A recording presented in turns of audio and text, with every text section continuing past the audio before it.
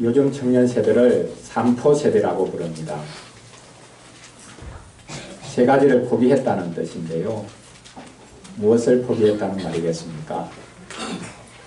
연애를 포기하고, 결혼을 포기하고, 출산을 포기한다는 것입니다. 여기에 2포가 더 붙어가지고요. 3포에 2포가 붙으면 몇 포가 됩니까? 5포가 됩니다. 두 가지가 더 붙었다고 하는데요. 인간관계도 포기하고 집착만 하는 것도 포기한다 라는 자주 섞인 소리가 들리고 있습니다. 이 모든 것이 사실 경제적인 이유 때문이죠. 경제적으로 여유만 있으면 이 5가지 얼마든지 가능한데 가면 갈수록 경제가 쪼들리기 때문에 이렇게 3가지 더 나아가 5가지를 포기할 수밖에 없다라는 이야기가 들리고 있습니다. 이런 세태를 반영하듯 청년들 중에 비혼주의자들이 늘어가고 있습니다. 나는 절대 결혼하지 않을 거다 라고 마음을 단단히 먹는 청년들이 많다는 사실입니다. 성경은 무엇이라고 말씀하고 있습니까? 성경은 결혼하는 것이 좋다고 말씀하고 있습니까? 아니면 결혼하지 않아도 상관이 없다라고 말씀을 하고 있습니까?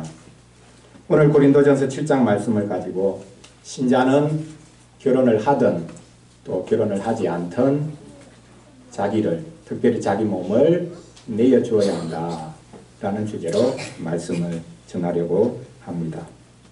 첫째로 절제할 수 없으면 결혼을 하라고 말씀하고 있습니다. 둘째로 결혼을 했으면 상대방에게, 배우자에게 해야 할 의무가 있다고, 그 의무를 다하라고 말씀하고 있습니다. 셋째로 결혼하지 않으면 자유롭게 살아도 되는가? 결혼하지 않아도 다해야 할 의무가 있다. 결혼하든지 결혼하지 않든지 우리가 해야 할 의무가 상대방에게 자신을 주어야 할 분명한 의무가 있다고 말씀하고 있습니다. 결혼한 사람은 배우자에게 다해야 될 의무가 있고 결혼하지 않았으면 자유가 있기 때문에 오히려 더 많은 이들에게 자신을 내어놓고 상대방에게 자신을 주어야 할 의무가 있다고 말씀하고 있습니다. 자, 그러면 결혼하는 것이 좋겠습니까? 결혼하지 않는 것이 좋겠습니까? 자, 첫째로 절제할 수 없으면 결혼하라 라고 하는 말씀을 살펴보겠습니다. 고린도 교회가 사도 바울에게 결혼에 관해서 질문을 했습니다. 오늘 1절에 말씀하고 있지 않습니까? 너희가 쓴 문제에 대하여 말하자면 너희가 이런 내용에 대해서 질문을 해왔는데 그런 뜻이죠. 그것에 대해서 내가 이제 말을 하겠다. 편지로 사도 바울에게 질문을 한 것입니다. 그 내용이 쉽게 말하자면 결혼해야 됩니까? 말아야 됩니까? 그런 것입니다. 결혼해야 되느냐 말아야 되느냐 이 문제의 핵심에는 뭐가 있겠습니까? 내 육체를 어떻게 사용해야 되느냐 문제죠. 오늘 보면 바로 앞에 지난 주일에 우리가 살펴본 것도 마찬가지입니다. 몸을 어떻게 사용하느냐의 문제입니다. 그러니까 사람은 성적인 존재인데 남성이 있고 여성이 있는데 성관계를 하지 않는 것이 더 영적이지 않냐. 그러니까 자기 성을 사용하지 않고 결혼하게 되면 성을 사용해야 되니까 성을 사용하지 않는 것이 훨씬 더 영적이 되는 길이 아닌가. 그런 겁니까? 그래서 우리는 우리의 성을 사용하면 안 되고 결혼하지 않는 것이 훨씬 나은 것입니까? 이렇게 묻고 있는 것이죠. 이게 지금 헬라 사회이기 때문에 이런 질문을 하는 것입니다. 헬라 사회는 육체를 저급한 것으로 생각했죠. 육체를 죄된 것으로 생각했습니다. 그 육체를 학대해야 된다고 심지어는 생각을 했습니다. 육체는 저급하고 무가치하고 쓸모없는 것이기 때문에 학대를 해야 사람이 영적이 된다. 그러니까 자기의 성관계를 하지 않아야 오히려 훨씬 더 영적이다. 이렇게 이제 생각을 한 겁니다. 우리의 몸은 중요하지 않고 우리 몸 안에 영혼이라는 것이 가두어져 있는데 이 영혼이 해방되는 것이 참 자유를 누리는 것이다. 그래서 어쨌든 영적인 것에 대해서는 관심이 있고 육체적인 것에 대해서는 관심이 없었습니다. 근데 이것이 두 가지 방향으로 나아갈 수 있죠. 육체가 저급한 것이라고 생각하면 한편으로는 육체를 학대해서 영적이 되려고 애를 쓰고 다른 한편으로는 육체가 저급한 것이니까 그 원래 더러운 것이니까 마음대로 사용해도 된다고 생각하는 거예요. 그래서 오늘 본문 바로 앞부분에서 몸을 함부로 사용하는 것. 자기 욕망을 위해서 몸을 마음껏 사용해도 사실 그게 나의 영적인 생활에 영향을 미치지 않는다. 이렇게 생각한 것입니다. 아주 이율배반적인 극단적인 생각으로 치우칠 수가 있는 것이죠. 고린도 교인들이 물었습니다. 오늘 본문 1절에 나와 있듯이 남자가 여자를 가까이 하는 것이 좋으냐 좋지 않으냐라고 물었습니다. 사실 극단적인 생각에 사로잡혀서 이런 질문을 한 것은 아닌 것 같습니다. 왜냐하면 여기서 좋다라는 말은 나쁘다라는 말의 반대말이 아닙니다. 여기 좋다라는 말은 칭찬할 만하다, 탁월하다 그런 뜻입니다. 그러니까 남자가 여자를 가까이 하지 않는 것, 여자가 남자를 가까이 하지 않는 것이 그것이 좀 더 칭찬할 만하고 좀 더 탁월한 것이 아닙니까? 이렇게 묻고 있는 것입니다. 성관계 자체를 아예 죄된 것으로 생각하는 것은 아니고 그러나 성관계를 하지 않는 것, 그래서 결혼하지 않는 것, 그게 영적으로 조금 더 탁월해지는 길이 아니냐. 그것이 훨씬 더 기독교인으로서는 권장할 만한 것이 아니냐라고 묻고 있는 것입니다. 고린도 교인들은 영적이 되기를 원했습니다. 영적으로 탁월해지기를 원했고 영적으로 온전해지기를 원했습니다. 그래서 물었던 것입니다. 사실 중세교회가 이런 생각을 가졌죠. 독신으로 사는 것이 영적이다. 그래서 독신서약을 합니다. 신부가 그리고 수녀가 독신서약을 하죠. 평생 홀로 살겠다 라고 서약을 합니다. 일반 사람들은 다 결혼하고 그렇게 하지만 영적이 되려고 하는 사람은 독신으로 살아야 된다 라고 생각을 했던 것입니다. 그런데 사도는 이런 질문에 대해서 뚱딴지같이 어떻게 보면 가장 실제적인 방식으로 답을 하고 있는 것을 볼 수 있습니다. 어떻게 답을 합니까? 음행을 피하기 위해서 남자는 아내를 두고 여자도 남편을 두라 라고 말씀을 하고 있습니다. 자, 결혼의 이유가 무엇이라고 말합니까? 음행을 피하기 위한 거다. 좀 고상한 목적을 들이밀어야 될 텐데 어떻게 보면 아주 저급한 목적, 가장 수준이 낮은 그런 이유를 대고 있습니다. 뭐 결혼이라는 게 뭐 별거 있냐. 사람이 성적인 존재니까 자기 성적인 욕망을 채워야 되니까 음행을 피하기 위해서 결혼하는 거다. 이렇게 말하는 것처럼 보입니다. 맞는 말입니까? 사랑해야 결혼할 수 있지요. 하지만 사람은 성적인 존재이기에 성욕을 해소할 수 있어야 됩니다.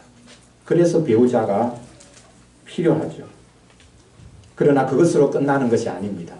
하나님은 사람을 남녀로 지으시고 남녀가 하나 되는 것을 통해서 하나님께서 처음부터 계획하셨던 뜻을 이루도록 하셨습니다.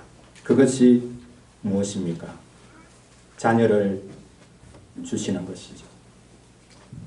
예수님은 성령으로 잉태되셨지만 사람은 누구나 예외 없이 부부의 성관계를 통해서 자녀가 이 땅에 태어납니다. 하나님께서 사람을 남자 여자로 지으신 것은 이렇게 부부가 되어서 자녀를 주시고 그 자녀를 통해서 하나님의 뜻을 이루시기 위함입니다. 창세기에 분명하게 말씀하고 있지 않습니까? 사람을 지으시고 사람에게 주신 명령이 무엇입니까? 생육하고 번성해서 땅에 충만하라. 땅을 정복하라. 지배하라. 다스리라. 세상의 모든 생물을, 하늘에 있는 새들, 땅에 있는 짐승들, 바다에 있는 물고기들, 너희들이 다 다스리라. 어떻게 다스릴 수 있습니까? 혼자 살 수 있습니까? 없습니다. 그래서 남녀로 지으시고 남녀가 하나 되어서 자녀를 출산하고, 그래서 그 자녀들이 이 세상 전체로 흩어져서 온 세상을 향한 하나님의 뜻을 이룰 수가 있는 것입니다. 그래서 지금 사도 바울이 음행을 피하기 위해서 남자가 아내를 두고 여자가 남편을 두라 라고 하는 것이 가장 1차적인 의미로 결혼을 이해하면서 말하고 있는지 모르겠지만, 그러나 이것은 훨씬 더 고차원적인 이야기를 하고 있는 것입니다. 부부가 되어서 자녀가 출생하지 않을 때 어떻게 하나님의 뜻을 이룰 수 있겠느냐라고 말하고 있는 것입니다. 9절에서 다시 한 번 더 반복하죠. 조금 더 소극적인 의미로 말하는지 모르겠는데요. 만일 절제할 수 없거든 혼이나 결혼하라. 정욕이 불같이 타는 것보다 결혼하는 것이 나으니라. 절제할 수 없다면 결혼해서 살아야 한다라고 말씀하고 있습니다. 그럼 사람이 절제하는 것이 쉽습니까? 어렵습니다. 어떻게 보면 제일 어려운 것이 절제입니다. 사람. 성령의 열매를 신약 성경에서 소개하고 있는데, 자, 무엇으로부터 시작합니까? 성령의 열매는 사랑으로부터 시작하죠. 그리고 마무리가 무엇입니까? 절제입니다. 다른 것이 다 있어도 절제가 없으면 온전할 수가 없다는 겁니다. 반대로 말하자면 절제만큼 힘든 것이 없다는 것이지. 그렇지 않습니까? 식욕을 절제하지 못하는 사람이 있고, 성욕을 절제하지 못하는 사람이 있고, 권력욕을 절제하지 못하는 사람이 있고, 사실 모든 사람들은 어떤 한 부분에 대해서 결정적으로 약합니다. 절제하기가 힘듭니다. 대부분 동일하게 절제하지 못하는 부분이 있고요. 그래서 절제만 잘하면 온전한 사람이라. 성령의 열매가 마지막 절제로 말미암아 온전해진다. 완성되어진다. 그렇게 말씀하고 있습니다. 그래서 절제라는 것이 대수롭지 않은 문제가 아니라는 것을 알 수 있습니다. 이것이 가장 실제적인 이유인 것을 말씀하고 있습니다. 절제하기 위해서 모든 정력을 다 쏟을 필요가 없습니다. 결혼하면 자연스럽게 해소가 되는 것입니다. 성욕도 해소가 되고 많은 부분이 해소가 됩니다. 물론 더 불만이 많아질 수도 있지요. 그러나 음행을 피하기 위해서 절제할 수 없거든 혼인하라 라는 것이 가장 실제적일 뿐만 아니라 이것이 우리에게 주시는 가장 복된 말씀이라 라는 것을 알 수 있습니다. 남녀가 하나 되어서 또 거기에서 하나님이 주시는 언약의 자녀가 태어날 때에 하나님의 크신 뜻을 이루어갈 수 있다 말씀하고 있습니다. 이 명령은 하나님의 이 뜻은 혼자서 결코 수행할 수 있는 것이 아닙니다. 가정이 수행할 수 있는 것이고 거기에 하나님이 주신 은혜의 선물, 언약의 선물인 자녀가 태어날 때 더 아름답게 이루어질 수 있는 것이라 라고 말씀하고 있습니다. 그런 의미에서 사실 동성애자들은 이런 복을 받을 수가 없는 것이죠. 결코 이 복을 누릴 수가 없다라는 사실을 우리가 알 수 있습니다. 자, 이제 둘째로 절제할 수 없으면 결혼해라. 그리고 실제로 음행을 피하기 위해서 결혼해라 라고 했습니다. 자, 결혼했습니다. 결혼하고 각자가 자기 뜻이 있고 자기 목적이 있고 자기 생각이 있으니까 그냥 결혼하고 그냥 자기 생각대로 살면 됩니까?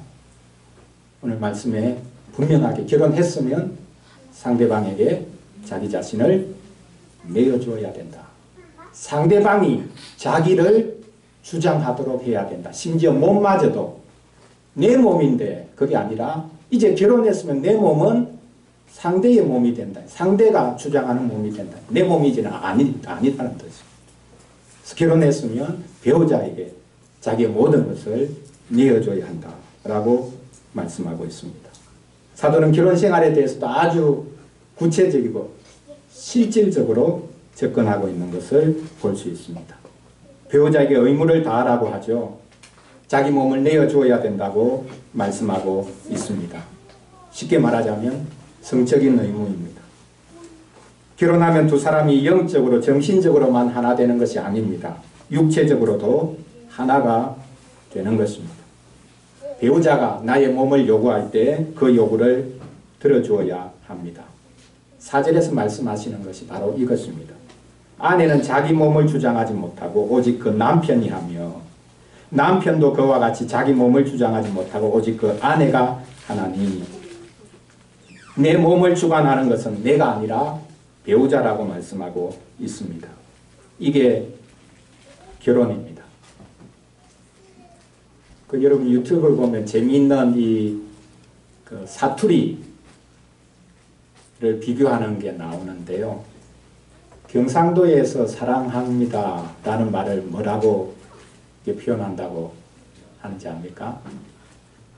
경상도에서 사랑합니다 상대방을 향해서 결혼해달라고 하는 말을 뭐라고 한다고 합니까? 내 아를 낳아도 당신 몸이 내게 되면 좋겠다 그런 뜻이죠. 당신 몸이 이제 내 몸이다. 그리고 나도 당신 몸이 될게 그런 뜻입니다. 내 몸은 내 거다. 결혼했어도 내 몸은 내 거다. 내 소유는 내 거다. 이거 누구 건지 정하자. 물건을 살 때요. 부부가 이거 누구 건지 정합시다. 나중에 이혼할 때 편하기 위해서 물건 사는 거 하나하나마다 누구 건지 한번 정해보자. 결혼이 아니거든. 결혼하면 모든 것을 자기가 가진 모든 것을 상대방에게 내어주는 거죠. 자기의 몸도 내어주는 거죠. 내 몸을 당신이 쓰라. 결혼을 했어도 내가 생각하는 것, 내가 가지고 있는 것, 내 모든 것은 끝까지 것은 내 것으로 나는 유지하겠다. 그래서 결혼을 했어도 결혼하지 않은 것하고 하나도 다르지 않은 것이죠. 그래서 사도는 부부가 분방하지 말라라고 말씀하고 있습니다. 분방하지 말라는 뜻이 뭡니까? 자, 우리 어린 친구들 분방하지 말라 무슨 말이겠습니까? 방이 그냥 방입니다. 방을 나누지 말라는 겁니다. 방을 따로 쓰면 안 된다는 겁니다. 결혼하고 나서 원룸이면 뭐 어쩔 수 없이 한 방에 자야 되지만 방을 따로 쓰면 안 된다. 방을 같이 써야 된다. 한 방에서만 그냥 있으면 되구나. 아내는 침대 위에서 자고 남편은 침대 아래에 있고 한 침대를 쓰라는 거죠. 한 잠자리를 가지라는 것이죠. 분방해서는 안 된다. 그게 바로 상대방이 자기 몸을 주장하도록 하라라는 의미를 구체적으로 적용한 겁니다. 한 방을 쓰고 한 침대를 쓰고 같이 잠자리를 해야 된다. 부부는 예외가 있을 수 있다고 말씀하고 있죠. 어떤 예외입니까? 기도할 틈을 얻기 위해서 잠시 분방은 할 수 있다. 그러나 즉시로 합해야 된다. 자, 잘 됐다. 한 침대 쓰기 싫으니까 나는 1년 동안 기도하기로 작정했습니다. 하나님께. 그러니까 우리 따로 방을 써야 됩니다. 핑계 대면 안 되죠. 같이 살붙이고 그렇게 눕는 게 싫으니까 하나님께 내가 이런 부분 헌신해서 혼자서 기도하는 시간을 가져야 된다. 그렇게 말하는 것은 그 핑계되는 것이죠. 오히려 그렇게 하면 마귀가 틈을 탄다. 어떻게 되었든지 부부는 잠자리를 같이 하고 한 침대를 쓰고 모든 것을 같이 할 수 있도록 애를 쓰지 않으면 하나님께서 싫어하실 뿐만 아니라 마귀가 늘 틈을 타서 넘어뜨릴 수 있다라고 말씀을 하고 있는 것입니다. 우리의 육체는 절제하기가 쉽지 않습니다. 그래서 항상 함께 할 수 있어야 되는 것이죠. 주말 부부가 많이 생겨나고 있습니다. 조심해야 합니다. 심지어 아내가 남편이 외국에 있는 경우도 있습니다. 오랜 기간 동안. 남편 아내가 한국에 있고 자녀를 키우고 배우자가 외국에서 오랜 동안 생활을 하는 경우도 있습니다. 정말 하나님께 도움을 구해야 합니다. 시험에 들지 않도록. 사탄의 시험에서 넘어지지 않도록 하나님께 더 간절히 구해야 될 것입니다. 오늘 말씀처럼 마귀에게 틈을 주지 않도록 하라라는 또 다른 말씀이 있습니다. 사실 더 실제적으로 언급하고 있는 말씀인데요. 성경이 우리가 막연한 것 같지만 성경을 잘 살펴보면 얼마나 실질적인가, 얼마나 구체적인가라는 것을 알 수 있습니다. 에베소서 4장 26절 말씀인데요. 분을 내어도 죄를 짓지 말며 해가 지도록 분을 품지 말고 마귀에게 틈을 주지 말라. 누구에게 하는 이야기겠습니까? 이게 부부에게 주는 말입니다. 부부가 다투었습니다. 아침에 다툴 수도 있고 저녁에 다툴 수도 있죠. 그런데 자기 전에는 반드시 풀고 자라. 그래서 같이 잠자리를 해야 된다. 저녁에 다투어가지고 화가 나니까 방문을 걷어차고 나가서 마루에서 자든지 혼자 이제는 난 자겠다. 그렇게 하면 반드시 마귀의 시험에 걸려들 수밖에 없다는 것입니다. 아무리 화가 나더라도 아무리 싸웠더라도 잠자기 전에는 풀고 자라. 그 잠잘 때까지 안 풀리면 어떻게 합니까? 안 풀린 상태로 그냥 침대에 등 대고 누워 있으면 되죠. 잠이 옵니까? 잠이 안 오죠. 네. 숨소리도 듣기 싫을 때가 있는데 잠이 안 올 수도 있습니다. 그래도 밤새워 잠을 못 자는 한이 있더라도 서로 등을 마주보고 한 침대에 누워 있으라는 거예요. 한번 방문을 차고 나가면 그때부터는 돌이킬 수 없는 상황이 될 수가 있다. 그래서 화가 나도 싸워도 저녁에 싸워도 잠자기 직전에 싸워도 싸운 상태로 그냥 어쨌든 한 침대에서 누워 있으라. 이렇게 말씀을 하고 있습니다. 셋째로 결혼하지 않아도 되는가라는 문제가 있는데요. 결혼하지 않아도 된다고 말씀하고 있습니다. 성경 말씀은. 그런데 결혼하지 않는 사람은 자유를 누리는 것처럼 보이지만 사실 더 많은 의무를 스스로 짊어지기 위한 자유를 선택하는 것이라 라고 말씀을 하고 있습니다. 사도는 결혼의 필요성에 대해서 아주 실제적인 답을 했죠. 자, 그런데 사도의 더 솔직한 마음은 무엇이었을까요? 결혼하지 않는 것이 사실은 더 낫다라는 것이 사도의 솔직한 마음은 아니었을까? 우리가 1절, 2절 말씀을 보면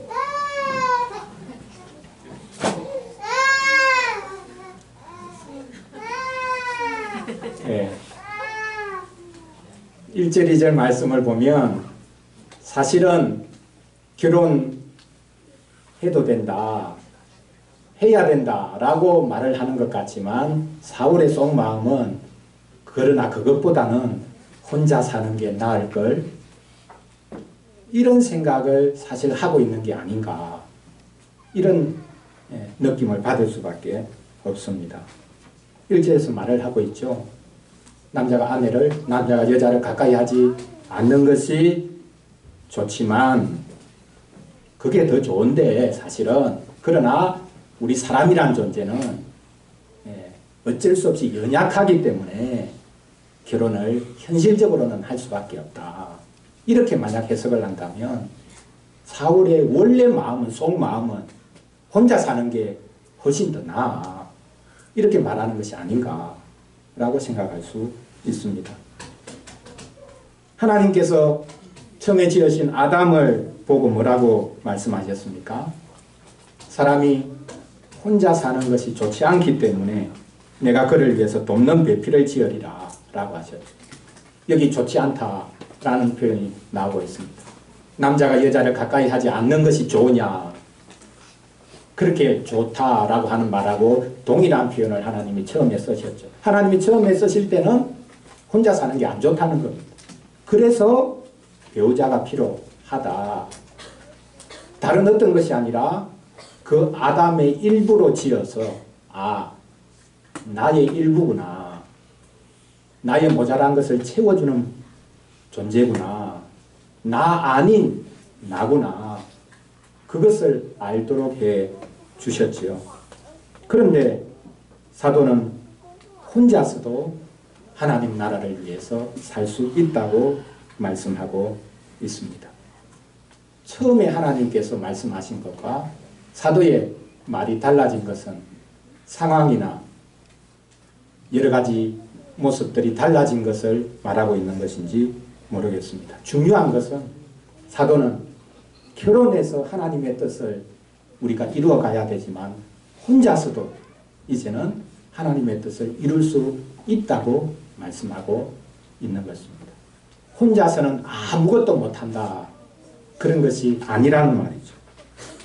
결혼하지 않으면 하나님의 나라를 위해 더 열심히 살 수도 있다는 것입니다. 그런데 사도가 분명히 조건을 제시하는 것이 있지요. 그 조건이 뭡니까? 혼자 살 수도 있다. 결혼하지 않아도 된다. 근데 그 조건이 뭐라고 말합니까? 하나님께서 은사를 주셔야 된다.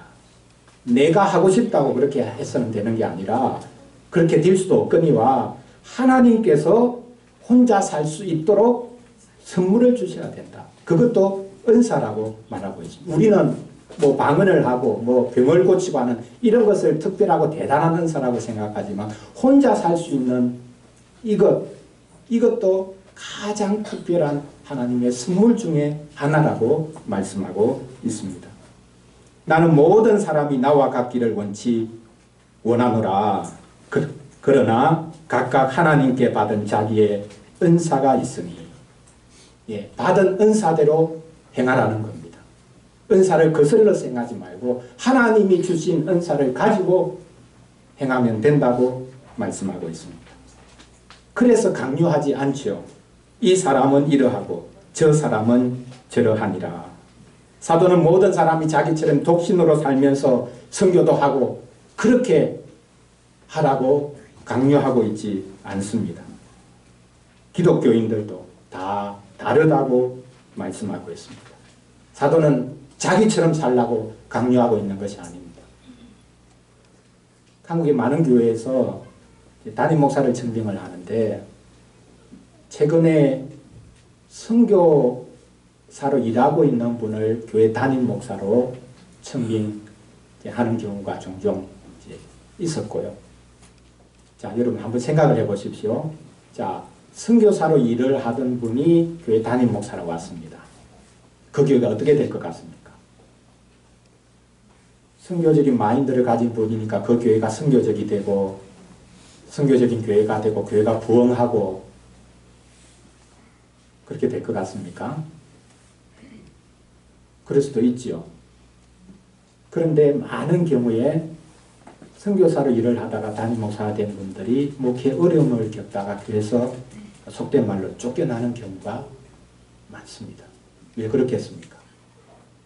본인이 선교적인 마인드가 있으니까 교인들에게 선교사처럼 살라고 말하기 시작하는 거죠. 여러분 가진 거 다 포기해야 됩니다. 여러분 좋은 직장 다 그만두고 선교사로 나가야 됩니다. 교인들이 그 말 들으면 어떻게 되겠습니까? 얼마나 부담이 되겠습니까? 부담이 되는 것을 넘어가지고 도대체 이럴 수가 있냐. 자기 혼자 선교사 했으면 됐지. 우리 보고 선교사 되라고 하냐. 교회가 무슨 뭐 선교센터냐. 선교단체냐. 그래서 갈등이 생겨가지고 목회가 제대로 되는 게 아니라 오히려 배척을 당하고 교회를 떠날 수밖에 없는 상황이 될 수 있습니다. 내가 하는 것을 모든 사람들에게 동일하게 요구하거나 이렇게 해야 된다 라고 말하는 것, 그 어려움을 주는 것이죠. 지금 사도는 나는 혼자서 독신으로 거느릴 가족도 없고 그러니까 뭐 어디든지 갈 수 있고 어디든지 가서 나 혼자 내 입 풀칠만 하면 되고 그래서 선교 마음껏 할 수 있으니까 여러분들도 이렇게 되면 지금 곧 당장 하나님 나라가 예수님이 이 땅에 재림할 거 아닙니까? 여러분들 그렇게 사십시오. 이렇게 요구하고 있는 게 아닙니다. 하나님이 주신 은사대로 하라는 거예요. 이 사람은 이렇고 저 사람은 저렇고 이 사람이 주신 은사는 이런 것이기 때문에 이런 방식으로 교회를 섬길 수 있고 또 다른 방식으로 하나님이 주신 선물이 있다면 그 방식대로 살 수 있다는 거예요. 결혼을 해도 되고 안 해도 된다. 나처럼 항상 혼자 살아야만 되는 것은 아니다. 선물을 주신 사람만이 사실은 이 일을 할 수 있는 것이다 라고 그가 말하고 있습니다. 사도는 혼자 살아도 된다고 말합니다. 은사가 있다면 혼자 살아도 된다라고 말씀합니다. 그래서 8절에서 재차 강조하고 있지요. 내가 결혼하지 아니한 자들과 가부들에게 이르노니 나와 같이 그냥 지내는 것이 좋으니라. 결혼하지 않은 사람은 굳이 꼭 결혼해야 된다라는 생각을 하지 않아도 된다는 말입니다. 지금 혼자 살고 있는 분들, 가부들은 재혼할 생각을 하지 않아도 된다. 그렇게 명시적으로 말씀하고 있습니다. 혼자 사는 것이, 독신으로 사는 것이 훨씬 더 실제적으로 자유로운 부분이 있다는 것을 말씀하고 있는 것이죠. 그러나 혼자 살면 편하다는 이야기가 아닙니다. 내가 혼자 살아보니까 참 편하디다. 결혼하는 사람들 힘들죠. 고생합니다. 괜히 사서 고생합니다. 이렇게 말하고 있는 것이 아니라는 사실입니다. 누구에게도 걸거칠 일이 없고 내 마음대로 해도 되는데 왜 굳이 결혼하느냐 이렇게 말하고 있는 것이 아니라는 사실입니다. 오히려 부부가 같이 하나님의 뜻을 이루며 처음부터 주신 하나님의 그 목적을 이루며 살아갈 수 있는데 혼자서도 사실 하나님의 나라를 위해서 얼마든지 열심히 살아갈 수 있다라고 말하고 있는 것입니다. 혼자 사는 것은 나의 자유를 만끽하기 위한 것이 아니라 더 많은 이들에게 나 자신을 내어주기 위한 것이다 라고 말하고 있습니다. 사도가 결혼하지 않아 혼자 있었기 때문에 자기 마음대로 살았습니까? 훨씬 더 많은 고난과 고통을 겪으면서 하나님의 나라를 위해서 살았지 않습니까? 독신은 다른 사람을 섬기기 위한 자유입니다.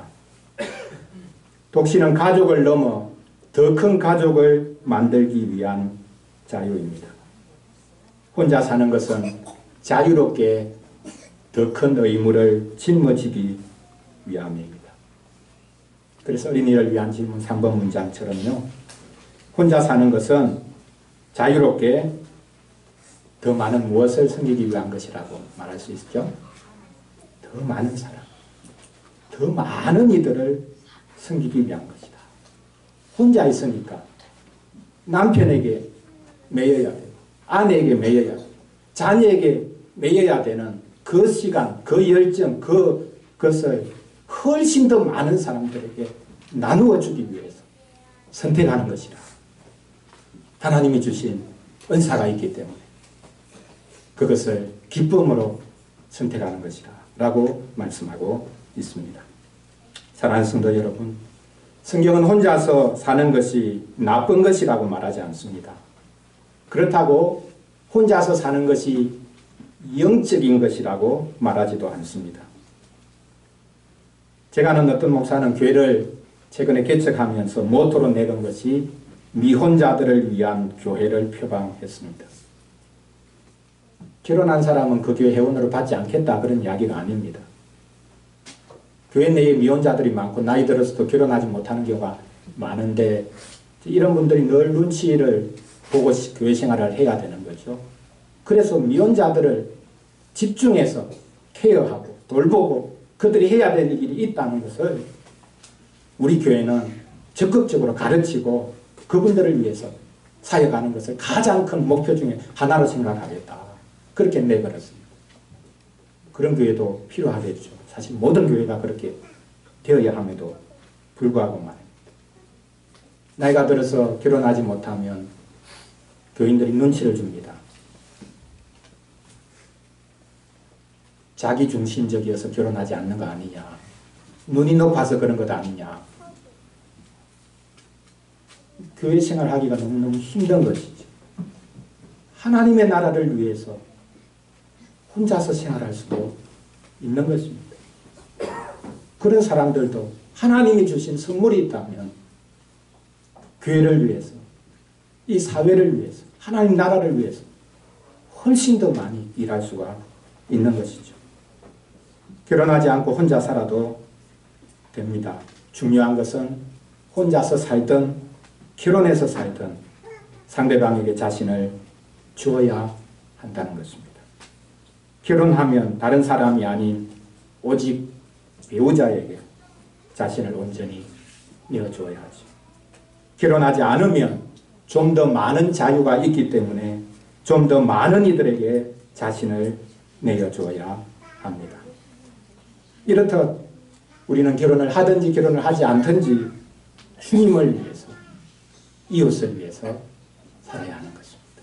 나 자신을 위해서 사는 삶이 아니라 이제는 상대방을 위해서 사는 삶으로 우리가 부름을 받았다라는 사실을 잊지 말아야 하겠습니다. 특별히 하나님께서 우리에게 몸을 주신 이유, 그리고 우리의 몸까지 살려주신 이유는 우리의 몸을 내어주라는 것입니다. 그리스도께서 자신의 몸을 우리를 위해서 온전히 내어주셨듯이 우리도 우리의 몸을 이웃을 위해서 또한 가족을 위해서 우리를 온전히 내어주는 이런 복을 누릴 수 있기를 간절히 바랍니다. 기도하겠습니다. 하나님 아버지, 이 세상은 점차로 혼자 살려고 합니다. 다른 사람과 함께 일하고 살 수밖에 없음에도 상대방에게 자신을 내어주지 않고 자기 자신을 위해서, 자기 욕심만을 위해서 살아갑니다. 하나님께서 그리스도를 내어주셔서 우리를 구원해 주신 것은 우리를 살려주시기 위함이요, 또한 이제부터는 자신을 상대방에게 내어주라고 하신 것임을 알게 하여 주시옵소서. 결혼했으면 배우자에게 자신의 몸과 모든 것을 내어 맡기게 하여 주시옵소서. 결혼하지 않았으면 우리 이웃에게 우리 자신을 내어주도록 도와주시옵소서. 나 자신을 내어주는 것이 죽는 것만큼 힘들기에 성령께서 우리를 도와주시기를 간절히 구합니다.